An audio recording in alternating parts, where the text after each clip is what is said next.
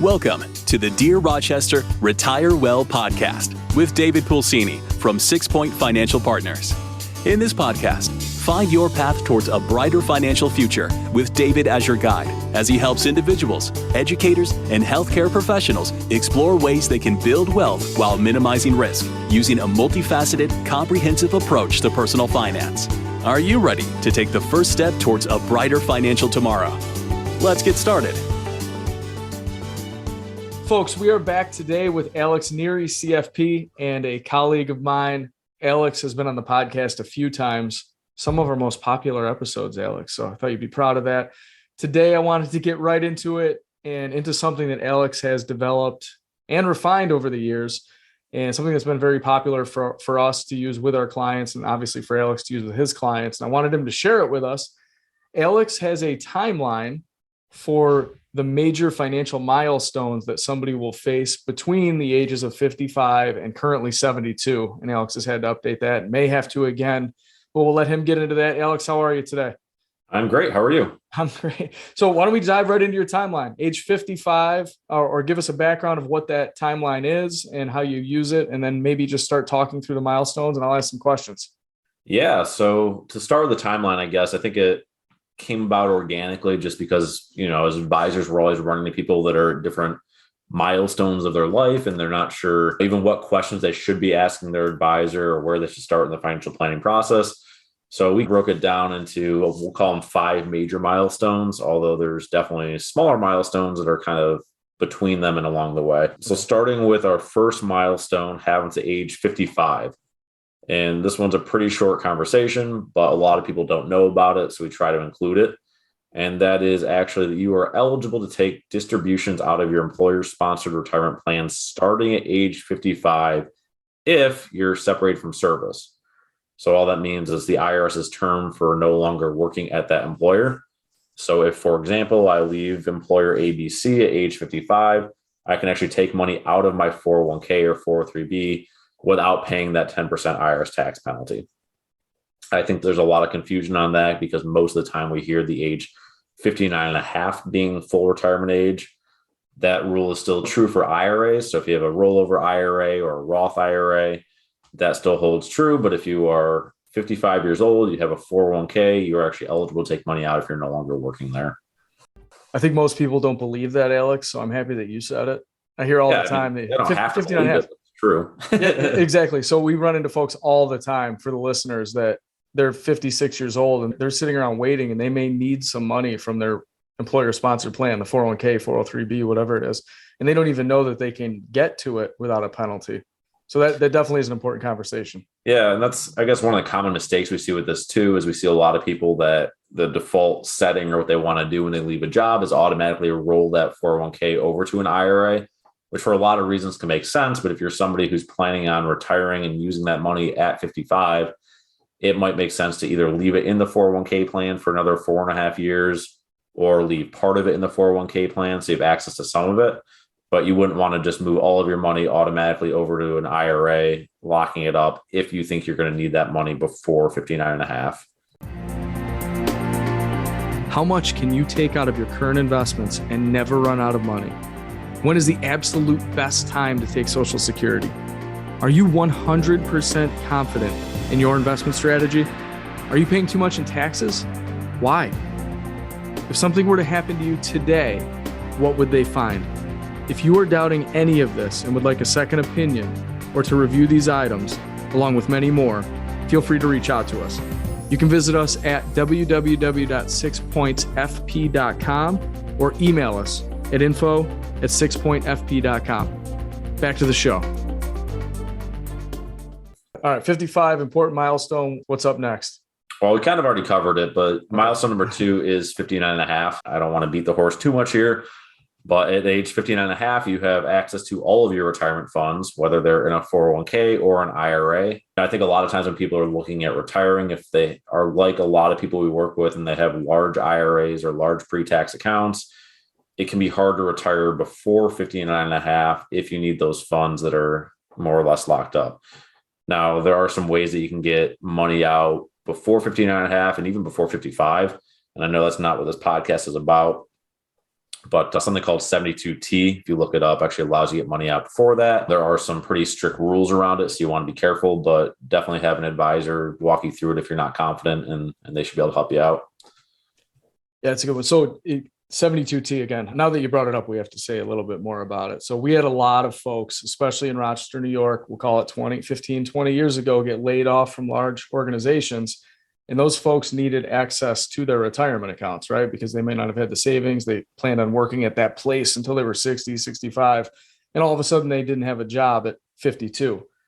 What could we do for them? It was a 72T, which allows them to take some sort of distribution from that retirement account and not pay the penalty. We're always paying taxes, right? But not the penalty. So 72T was important. Also, like 59 and a half, if you are still working, can you take money out of your plan?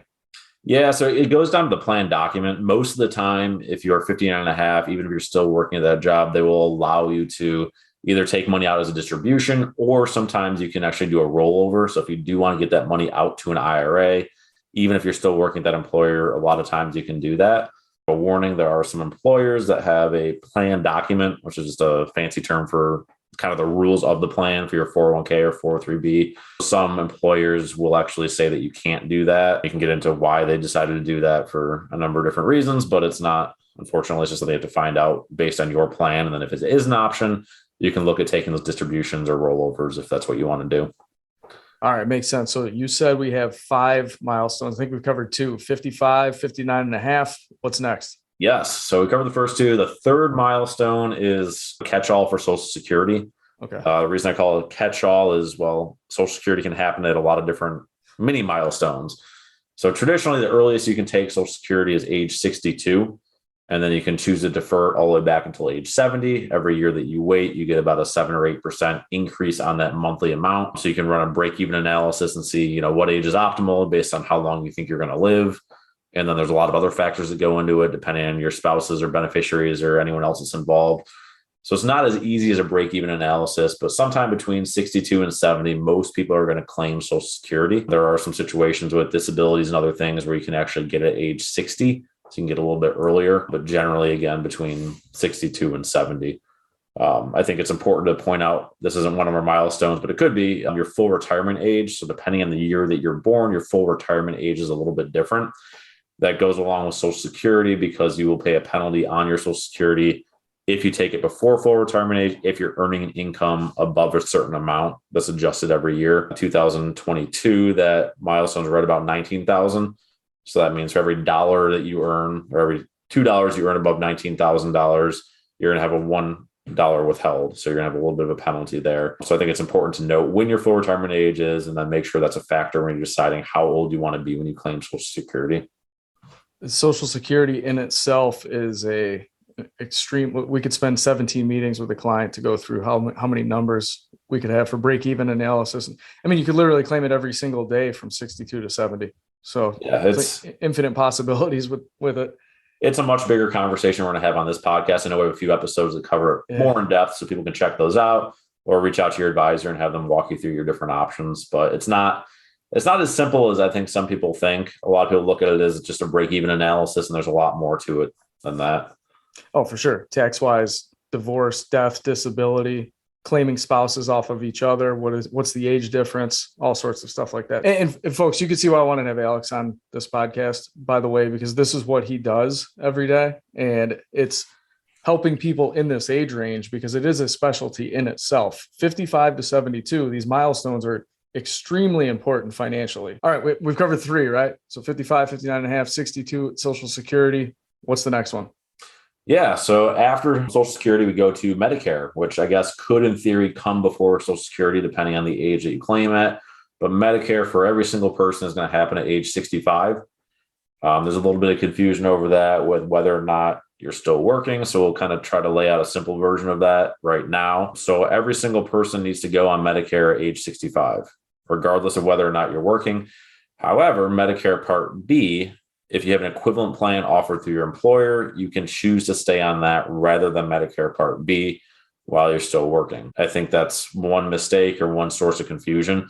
Medicare is also a topic that we could do a full podcast on, and you'd never run out of things to say. But I think that's the big thing to understand in the 5 minutes we have to talk about it. The second part is understanding what you're going to pay for Medicare Part B and D. And it's not as simple as just a normal premium. It's actually calculated based on your income.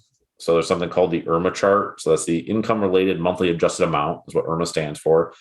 And this, you can look up this chart online. It's very easy to find, but it means depending on how much income you have, you're going to pay a different premium amount for your Medicare Part B and D. And that's important to understand. It's a 2-year look back window. Another mini milestone is actually 63, because while you're 63, you're qualifying for the premium that you're going to pay when you're 65. So keeping an eye on ways to keep your income lower so you pay less on the IRMA table can be beneficial. Now, sometimes there's really nothing you can do about your income. If you have a standard of living that requires X amount of dollars and you have the retirement accounts to pull it out from, you might feel like you're stuck, but there are things that you can do if you start the planning process early enough, using Roth conversions and other things like that, to put yourself in a situation where you have less income, at least on paper, during your IRMA years or while you're on Medicare. Yeah, that's a big deal. We call it our friend IRMA because we don't want to pay IRMA. It's a friend that you don't want to pay. That's right. That's 4 quick milestones. Let's go over the last one, and then I have some questions based on the things you've covered so far. What's the last milestone that you have right now? Yeah, so milestone 5 keeps moving on us. It is your required minimum distributions. You'll hear that referred to as RMDs. It used to be, for a long time, it was at age 70 and a half, which is a weird number, but that's what it was. So the IRS at age 70 and a half told you that you would have to start taking money out of your pre-tax retirement account. With the Secure Act 1.0, they backed that up to age 72. So the current rule, as we're recording this today, is that in the calendar year in which you turn 72, you have to start taking distributions out of your pre-tax retirement accounts, whether it's an IRA or 401k. There's a caveat to that, which we'll touch on in a minute. However, there's legislation going through now that got through the House. I think they were waiting on Senate approval at data recording. Maybe that's changed by the time you're listening to this. But what they want to do is they want to back it up to age 75 with some phase in there. So it's not going to be as crystal clear as just age 75 for everybody. They're going to, again, look at the year you were born and back it up periodically. Now that could change as they go through the final steps here. But it looks like it's got bipartisan support. So we think it will happen at some point in some version, whether or not it changes a little bit. So at age 75, you have to start taking those distributions. Now those are calculated using a chart. So it's just a simple formula. They give you an age-based factor. You divide your balance by that factor, and that's how much you have to take out. If that didn't make sense to you, just think about it as somewhere between 3 and 4% of your account balance at age 72 or 75, whatever it is, you're going to have to start taking as a distribution. One common question we get around that is, do I need to take that 3% from all the accounts I have, or can I aggregate it and take it from one? So the rules, the way they stand is if you have IRAs, you can take it from all one IRA. However, if you have things that are a different registration, meaning you have money in a pre-tax IRA, but you also have money in a 401k plan still, in that situation, because they are different registrations or different account types, you do need to take a required minimum distribution out of each type of account. For that reason, a lot of times, and there's always a million reasons why it might not make sense, but a lot of times it makes sense to start to consolidate things as you get closer to taking RMDs, just to make your life a little bit simpler. Again, there's reasons why you might not do that, but generally speaking, most people find it helpful to get things into one spot. Yeah, I've said this before, Alex, on a different podcast. I think you may have been on this one. My record was 17 retirement accounts. I think I was on that podcast, and 17 is too many. 17 is too many. And there was no real reason for it, right? It wasn't like it was from 1980 and it had a guaranteed 17% interest rate or something. They just kept accumulating accounts with different registrations. So what I want to make clear to the listeners, and I'll let you answer this, is if you don't take it, because people aren't tracking that. If they don't have help from a professional or an accountant, and by the way, it might be too late. You have to turn in if you don't take it by that year, you're in trouble. But who's calculating the distribution on 3 accounts, let alone 17? I mean, not many listeners have 17 retirement accounts, hopefully. But what if they don't take it? What if you were supposed to take 20,000? Yep. So easy example. So the IRS penalty for not taking an RMD is 50% of the amount you're supposed to take. So to stick with your example, if they were supposed to take out 20,000 and they didn't do it, the IRS tax penalty is half of that, which is 10,000. really good math. So you'd have to take out $10,000, pay directly to the IRS, take the other $10,000 out as a distribution. You're still going to pay tax on that. So you're walking away, depending on your tax bracket, maybe $7 of your $20,000. A quick interruption. SixPoint Financial Partners is taking on new clients. If you would like to take the next step in planning your future with Dave or the SixPoint team, please visit them at www.sixpointfp.com to schedule a time or reach out via LinkedIn, Facebook, or simply find us on the internet by searching SixPoint Financial Partners. Okay, back to the show. Yeah, this is one of those things and I love our do-it-yourself listeners, right? But this alone, when you're working with an advisor, makes it worth the time and any cost it is to work with that advisor, because I've seen it before. And we've had to write letters in the past where it actually says like, hey, this person didn't take their RMD because of these reasons. And sometimes they'll accept it and many times they'll reject it. And then you're just waiting for a huge tax bill. The other place we lose folks is when they get much older. So if you're a listener right now and you have parents or grandparents that are in their 70s, 80s, 90s, and you know that they have accounts, make sure they are taking out the right amount, because a lot of times, again, these folks are not tracking this stuff unless they have help, or a lot of them that we end up meeting with just had a 1-800 number to call. They didn't really have an advisor to help them, and they may be way behind. That's even a bigger problem, is when we fall behind on these things, the IRS hasn't caught up yet. And then they're going to owe taxes and penalties. It gets really scary with the RMD thing if you just don't do it properly. So make sure that's correct. And I'm glad that was a milestone in there, Alex, because obviously it's very important. So anything else to add to the RMD part of it? Yeah, I mentioned I wanted to come back to one thing. So one question we get a little bit is, what if you're still working? So there is a rule with RMDs that if you're still working at your employer where that 401k is, you actually don't have to take an RMD even if you are over that 72. So if I'm 75 years old and I'm still going to work every day, because hopefully you like your job, not because you have to, but you're still going to work every day, and all of your retirement money is in that 401k plan with that employer that you're still at, you do not need to take an RMD. So one strategy, if you are somebody who's still working that age and you do have other money in IRAs, if your plan allows it, you could, in theory, transfer the money from your IRA back into that 401k plan where you're active. It doesn't work for everybody, and it's a relatively small percentage of the people that we work with that are still working at that age. But it's one kind of loophole that I guess you'll want to know if that does affect you. Yeah, totally. Because the other thing is, if you're still working and making money and they're making you think you have to take that RMD, it's just piling onto your tax bracket. So if you can avoid and defer it, it may make some sense.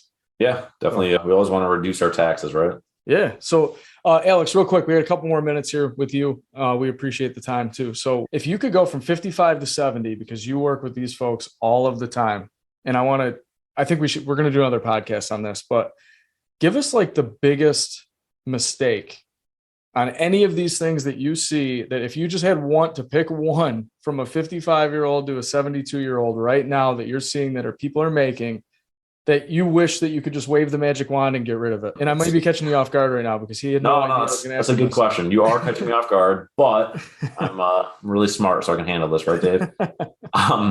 So I think the one mistake in this age range that it kind of goes along with what we're talking about, it's not directly into the milestone. It has to do with just how you manage your taxes throughout this 17-year period. So I'll give you an example of, people that I've met with who are, they've done a great job saving. They have plenty of money. They're never going to run out of money. That's not the problem. They've worked with advisors before who've done a great job on teaching them good saving strategy. They've invested their money. A lot of things have gone well, but the tax piece was really missing. They weren't getting the right tax advice. And they don't have one thing that I know we've talked about on podcasts before, Roth conversions. And I don't want to beat the horse again, but I've seen people where they had very low income. Let's say they retired at age 55. They didn't start Social Security until they were 70. So they had this long stretch of time where they were living off of money they had in the bank, and they had a very low cost of living anyway. And during this time, their investments are growing and they missed out on doing Roth conversions. And they probably could have converted, in the example I'm thinking of, hundreds of thousands of dollars at an effective tax rate of 12% with today's brackets because they live such a modest lifestyle. Instead, the money grew for a decade and a half And now they're going to have to pay a much higher tax on it when they get to RMDs. I don't know if I explained that. Yeah, no, that's great. If I'm a listener, because we've talked about Roth conversions a lot, I had no idea what you were going to say. I'm listening to this. If I'm a listener, I have to take myself out of being an advisor. Like, I hear that all the time. And I'm sure the average person isn't talking about Roth conversions all day long like advisors are, but how it makes it sounds confusing. A Roth conversion to how do you actually make that happen? If I have an IRA with Alex Neri and I want to do a conversion it makes sense. Alex told me to do $42,000 this year. How do you make that happen for me? Yeah. So the process that we follow, and I know you just listen to some of your clients, Dave, but my clients who are in a position where Roth conversion might make sense for them, we're having an in-depth conversation about it in the fourth quarter every year. So I try to get it done, way out of the way at Christmas. So maybe late November, early December. We're having a conversation. We're going through a tax projection for them. We're looking at what for this year, for 2022, would be how much income are you likely going to have on your return for 2022? We're looking at where that puts them on the tax bracket. For example, if they're a married couple and they've got $60,000 of income for that year, which I know some listeners will say that doesn't sound like much, but a lot of people, if they're in a position where their house is paid off, their expenses are low, they're living on $60,000 very comfortably. That would mean they have about $20,000 of extra income they could add before they get into the 22% bracket. So they can stay completely in the 12% bracket if they add $20,000 of income. So the process we're following is we're recognizing that and we're saying, okay, let's make sure that we're converting $20,000. So that's where, if you're wondering where we get the dollar amount from, that's where the dollar amount comes from in this example. And then to actually do it's very easy on our end. It's usually one signature. If they've already got a Roth set up, it's just converting it from the pre-tax IRA to the Roth IRA. If we need to set up a Roth because they don't have one, I guess that's one more application that they need to fill out. But the process is very simple. It's not a hard thing to do. I think the hard thing to do, or where clients don't have confidence in what they're doing, is trying to figure out exactly the right dollar amount. And I should include with that example, we also have a standard deduction that makes the number a little bit different. So maybe if you have a standard deduction of $25,000, you can actually convert another $25,000. But I think the steps are getting an accurate tax projection, seeing what you're going to have that year, looking at where you are in the tax brackets, figuring out which bracket you're comfortable with. If you're only comfortable with the 12% bracket, that's fine. If we need to get into the 22% tax bracket, that's fine too. And then converting that amount. I love it. I love the tax planning because, for the listeners, if Alex used the $60,000 as an example, we have people with millions and millions of dollars that make $60,000. They have large investment accounts. This definitely applies to them.